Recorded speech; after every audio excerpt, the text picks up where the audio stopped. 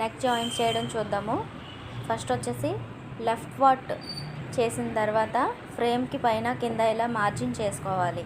ఇలా మార్జిన్ ఎందుకు చేయాలి అని అంటే రైట్ పార్ట్ వేసేటప్పుడు ఈజీ అవుతుంది, లేదంటే ఇది నెక్స్ట్ ఇంకో పార్ట్ వేసేటప్పుడు మనం ఫ్రేమ్ పైకి కిందకి పెట్టేస్తాం.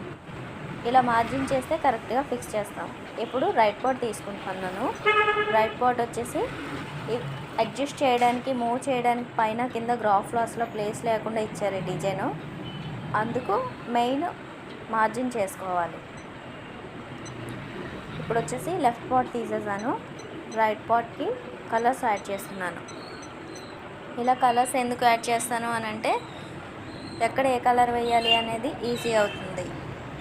ఇలా మార్జిన్ చేసిన తర్వాత కూడా ఒకసారి గ్రాఫ్ సిస్టంలో గ్రాఫ్ చూడాలి, ఫ్రేమ్ పై కూడా గ్రాఫ్ వేసి చూసుకుంటే మనకి డిజైన్ కరెక్ట్గా వస్తుంది. లేదంటే కొంచెం ఒక పాయింట్ వేలో తప్పుకున్న డిజైన్ మనకి పక్కకు వెళ్ళిపోతుంది, పైకి కిందికి అలా.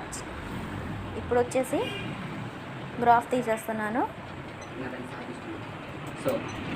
ఇలా తీసిన తర్వాత కూడా ఈ నీడిల్ వచ్చేసి కరెక్ట్గా ఉందా లేదా అనేది చూసుకోవాలి. ఈ లైన్స్ని కౌంట్ చేసుకోవాలి, మనం లైన్స్ని లెక్క పెట్టుకోవాలి. నీడిల్ చూడండి, ఇక్కడ చిన్న లెవెల్ ఉంటుంది, ఆ లెవెల్ నుండి నీడిల్ వస్తుందా లేదా అనేది చూసుకోవాలి.